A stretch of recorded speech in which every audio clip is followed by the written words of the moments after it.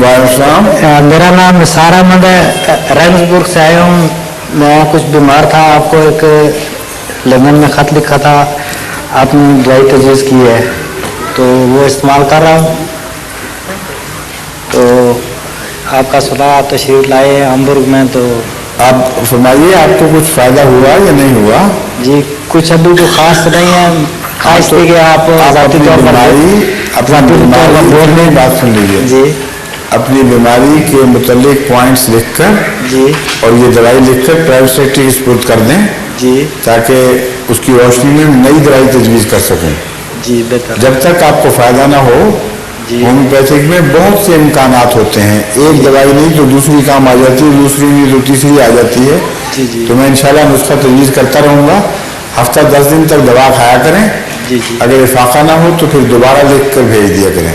जी ठीक है जी, बहुत मेहरबानी, शुक्रिया जी।